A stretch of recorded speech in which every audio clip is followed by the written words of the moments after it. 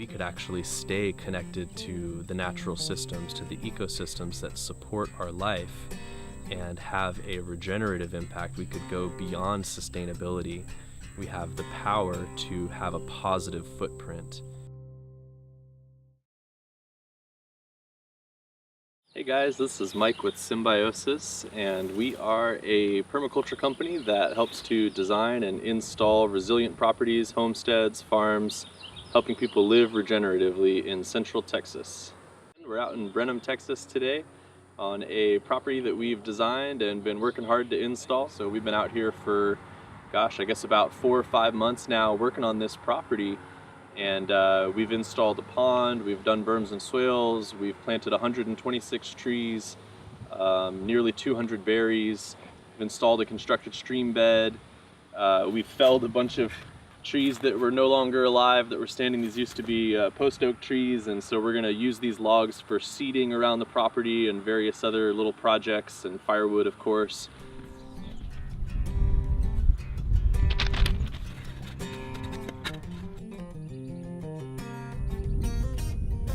Hey, I'm Ariel.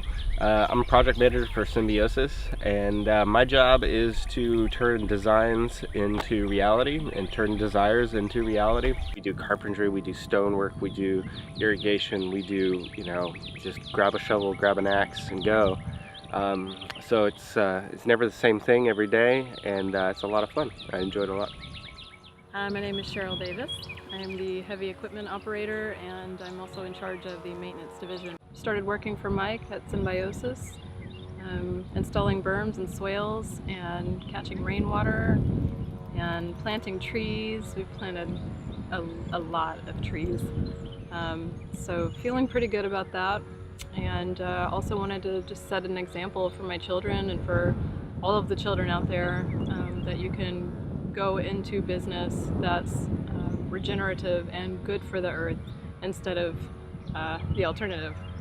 I'm Justin Gruno, and I'm a team lead for Symbiosis. I've been working with the company for about 2 years. Pretty much everything that we like to do with Symbiosis is about integrating these different systems.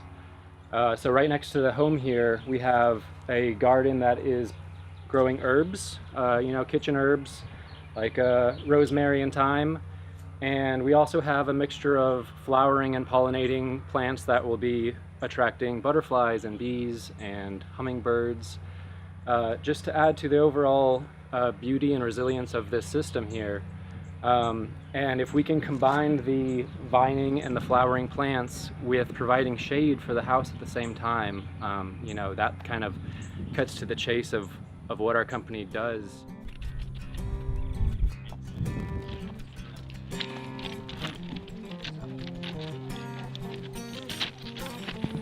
The constructed stream bed over here, they had a major drainage issue behind their barn dominium. And so what was happening was it was staying like a muddy swamp pretty much all year round, but especially in the wet months, of course, not so much in summer. So we've got the water now channeled in this constructed stream bed, and we've got the gray water coming off of the barn dominium also coming into this. And we're still finishing the stonework, but eventually this is going to look like a nice natural stream bed, and it's going to be planted out with a ton of pollinators, and there's just going to be hummingbirds and butterflies and amphibians galore. And it's also going to filter that water, and then once that water coming from the seep spring behind the barn dominium, if this overflows like in a large rain event, then that cleaner water is going to make its way down into the pond, which is behind y'all right now. And then into the berms and swales, and then into the irrigation pond, which we can then pump back up into the tank. And then if the tank overflows, that goes back into the pond. So all of the water that hits this side of the property is controlled and gets used multiple times before it leaves the property. And if you look down here, you can see some of our irrigation system. So we've got a main line that runs in this trench right here, which follows the road essentially, and that connects the pond and the rain tank. And then we've got our irrigation valve coming off of that main line. And so this is what's going to run this whole section for the riparian trees that we planted around the pond. So that's stuff like bald cypress, things like cottonwood, and sycamore, stuff like that, that wants a lot of water. So we've got an irrigation system, but also it's going to get extra water from the pond because we planted it pretty close to the pond. So we have a 20,000 gallon Pioneer rain tank, and that's my favorite kind of rain tank to use. It comes with a 20-year warranty. It does have a plastic liner inside of it, but none of the chemicals from the plastic get into the water. They've done a lot of tests on that, and so like in Australia, where actually if you build a home you have to put rainwater catchment on it, this is the tank that most people use, and it's made in Australia, kind of a leader in rainwater catchment technology. I'll show you some of the plumbing over here.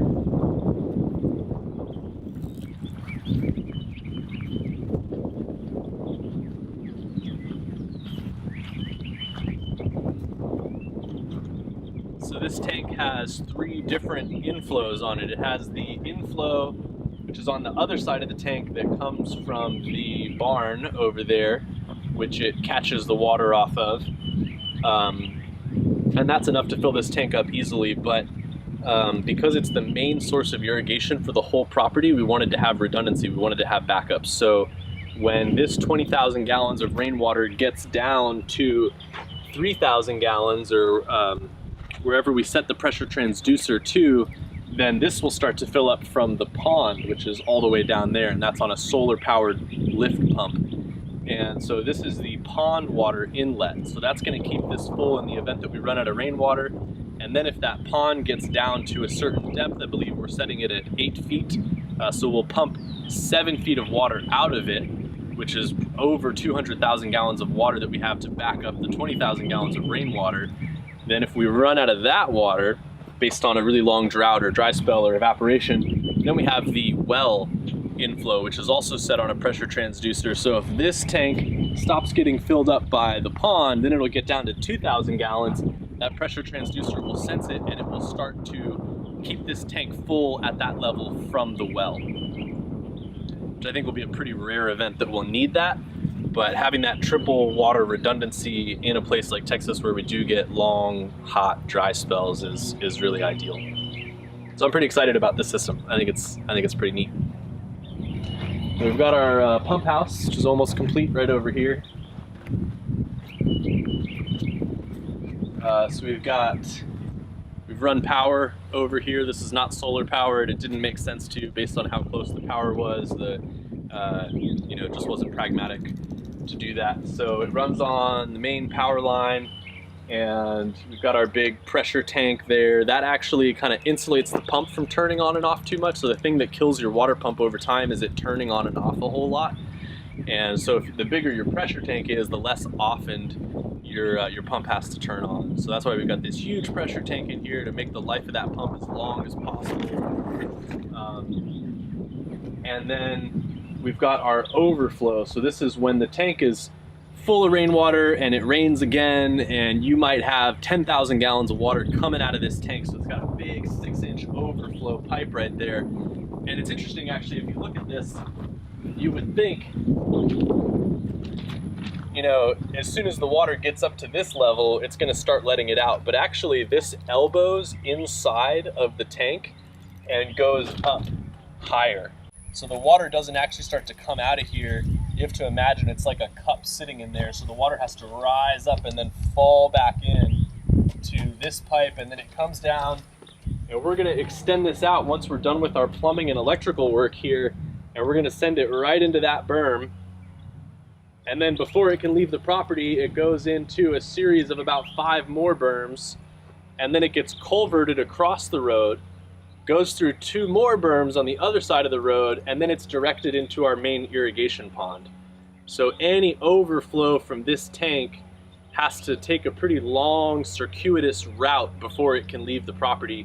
Whereas before we did this design and this installation work, all the water was just shooting into the creeks and right off of the property and causing a lot of erosion. One of the cool things about the system that I forgot to mention when we were up there is that the irrigation controller that we selected has a local weather station, which is attached to a post right over here. So it's actually going to read what the temperatures are, how much rain is falling and all this different data, and that's going to affect how much water we pump out into the field. So it's going to have real-time data monitoring, and then it's going to adjust how much water we give to the trees based on that. So you don't have to worry about, you know, getting a big rain and then watering your trees again needlessly or overwatering, and you don't have to worry about shutting the system off in a freeze, because it's going to sense that and it's going to shut the system off for you. There is, when we get a little further back, I'll show you another cool thing about the water system. So it's a combination of not just the irrigation work where we use pipes to put things, to move water around and give you control of your watering system, but also the installation of the earthworks, using the roads as water catchment features as well. Thinking of a road like a roof, and really thinking of the whole property and the groundwater beneath it as a giant rainwater catchment system as well. So not only are we catching water on the surface, but we're also catching water in the soil, and we're building up the carbon and the organic matter so that that soil can hold more water. So one of the things that I love to do when we first start a design, I look at what's the water holding capacity of this soil based on the USDA soil data. And a lot of times it's like, this soil can only hold 2 inches of water based on the amount of organic matter in it. Okay, well, we know that that's our starting point. Now, in 5 years, how much water can this soil hold? And the whole name of the game there is adding carbon, organic matter, you know, essentially dead plant material and manure, getting that down into the soil and making it more spongy and less inert, more alive. That pond up there, the spillway came down here, and then it went straight behind me and down into the secondary creek on the property, which feeds directly into the main creek. And there was this this big pit opening up where the erosion, the water was dropping off and creating so much force that it dug a hole that's about 4 feet wide and about 4 feet deep. And that happened while we were working out here. So it was going to get worse really fast. So what we did was we extended this spillway and we carried the water over this little dip in the landscape and down into our series of berms and swales, and then into the pond that we installed at the bottom of this secondary creek before it hits the main creek. And we've got loquat trees and elderberries, and we have Arizona cypress and Montezuma cypress trees planted over here, which are beautiful trees. They can live for about 2,000 years. They love lots of water, really high quality lumber, really awesome little seed balls. They're little globes, and you can drop those in water and make a cleaning solution with them. They've got that nice piney essence, but they're also deciduous, which is why it's called a bald cypress. So down here we built this half-acre pond, and it is about 15 feet deep, a little less than 15 feet deep. And you can see that we have left the edges around the pond bare, because we're actually going to come in and plant pond plants in there and create an ecosystem and habitat so that we can build up the food chain in the pond and eventually support fish that are large enough for, you know, people to eat. So it was a lot of fun to build this pond. I enjoyed the process. It's kind of amazing to see something go from, you know, an open field that looks very similar to everything else on the property, and then to become this permanent water feature and see it fill up when we get a big rain. We also really take the time to seed and cover the dam wall, because it is disturbed soil and it's highly prone to erosion. So if you don't do that, a couple things can happen. You can get a lot of really undesirable stuff growing on there, you know, those pioneer species that move in that are going to be spikier and more aggressive and harder to get rid of than the species that kind of come in after that succession point. And also you're going to have a lot of erosion, so water falling on the top of the dam wall and then coming down that slope is going to create these erosion channels, and it can actually destabilize your dam wall, and it can eventually cause the pond to blow out. which is a worst case scenario event that we want to avoid, right? So we make sure to establish that ground cover, and then the other thing is you really want to keep trees from growing on your dam wall long term, because the roots get down there and they create these channels of organic matter, and the water can follow those channels and essentially go through your dam wall, and you want that to be a close to impervious barrier to water, or at least a very slowly transmitting layer. And we always use a roller when we're building ponds as well to help get that level of compaction that really makes the pond hold water and really makes it last. So again, it's about a half-acre pond, about 15 feet deep, holds about 500,000 gallons of water, so almost 500,000 gallons of water storage created here. And the whole process only took about 2 weeks to actually install the pond.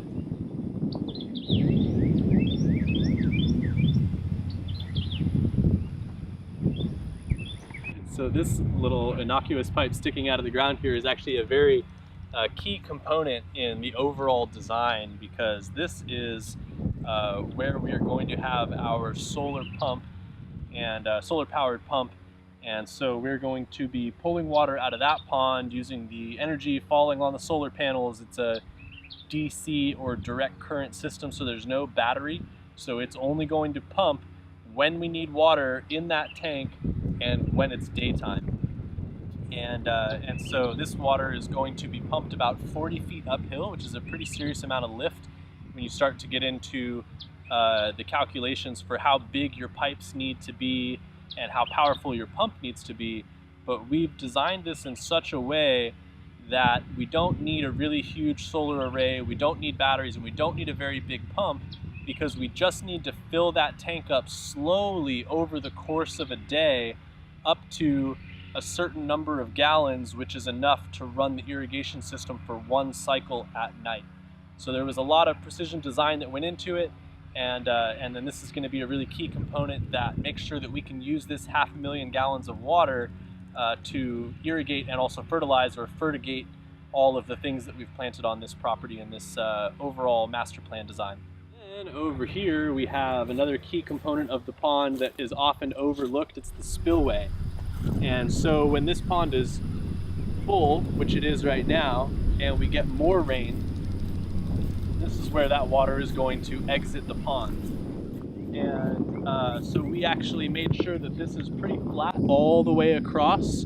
So if we're getting a major flood event, this water can exit the pond in a very wide, shallow stream instead of a narrow, deep, or more channelized, more powerful, more forceful stream. And that's to help prevent erosion here over time, because we really want this pond to last beyond our lifetimes, hundreds if not thousands of years. So we went ahead and make a nice wide level spillway, and then we put down some bull rocks. So you can see those rocks right here on the ground. It's a medium-sized rock, and we press that down into the earth here. So those are stabilized into the ground and they're locking into each other. And then we put some seed down, and then we put a mixture of compost and decomposed granite, which is rich enough to grow, but dense enough to pack in between those bull rock stones. And so when this is all said and done, and everything has sprouted up here, and we have some nice grasses and wildflowers and swamp milkweed, this is going to be stable biologically because the roots are going to hold it all together. And then we also create a butterfly sanctuary because we used a lot of different kinds of milkweed here and utilize that extra moisture that this area gets to grow some plants that really want some extra water.